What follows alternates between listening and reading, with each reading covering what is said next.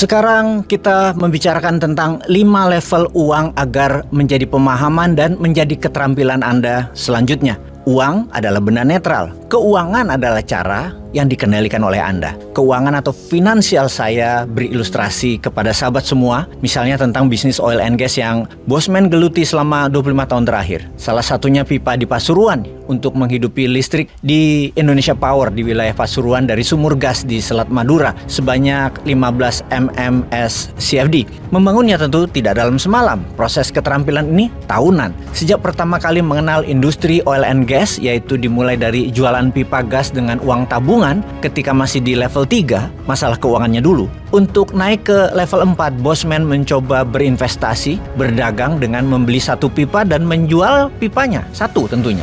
Lalu 2 pipa, lalu 3 pipa, lalu ditambah dari jualan ke pekerjaan ngelas pipa. Uang yang tadinya buat belanja pipa 1, lalu keuntungannya buat beli pipa 2, terus keuntungannya digulung terus, dan uang tersebut diinvest lagi di SDM para tukang las. Kemudian ke usaha NDT atau non-destructive test, namanya yang dilakukan untuk inspection pipa. Kemudian berlanjut menggulung terus sampai tahu-tahu tak terasa 20 tahun lebih sudah punya pipa yang panjang dan sumur gas, dan sampai saat ini pun keuntungannya masih digulung terus. Itulah contoh keterampilan finansial yang harus terus diasah. Kita kembali ke pelajaran tentang uang. Level pertama adalah pendapatan, dan ini tidak ada negosiasi. Anda harus punya pendapatan, dan pendapatan itu harus rutin dan membesar. Jadi Anda harus menemukan cara memiliki pendapatan tetap tersebut. Mau bekerja sebagai pegawai, mau jadi broker, sales, penjual asuransi, penjajah toko di pasar, menjual di TikTok, apapun itu pastikan rutin pendapatan Anda.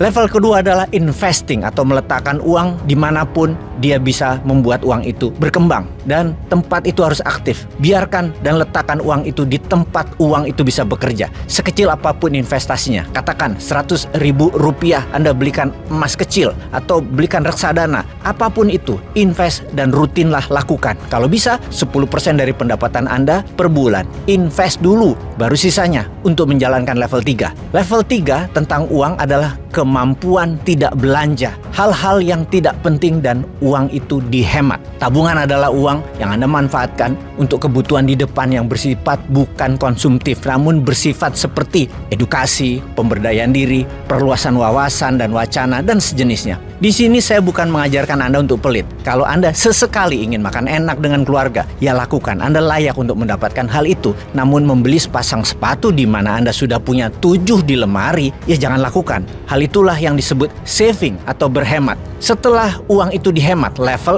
4, uang Anda ditabungkan. Tumpuk di tabungan, di deposito. Percayalah, uang akan menarik uang. Simpan uang akan menarik uang lagi datang untuk disimpan. Uang itu ibarat air yang Anda pakai di rumah mengalir ke kali, kemudian ke laut, kemudian air laut disinari matahari, naik menjadi uap air, menjadi awan, kemudian menjadi hujan di hulu, di gunung, lalu air kembali ke tanah, ke rumah Anda. Uang juga demikian. Uang kan selalu bersama uang. Demikian juga kebencian. Anda akan selalu bersama permusuhan dan kebencian. Demikian juga cinta. Anda akan selalu bersama kasih dan memaafkan. Jadi uang selalu kembali bersama ke orang yang punya uang. Hutang selalu akan datang bersama orang yang punya hutang. Masalah akan selalu bersama orang yang nyinyir dan berkonflik. Namun dengan video ini, Anda sekarang adalah orang yang penuh kasih dan punya uang. Jadi katakan dalam hati, berulang-ulang, saya punya uang dan uang akan datang ke saya ribuan kali lebih banyak lagi untuk menarik uang banyak lagi datang. Sekarang, di mana pelajaran uang level berikutnya, yaitu level 5? Sudah siapkah Anda menerima pelajaran uang level 5? Ikuti terus MMBC Virtual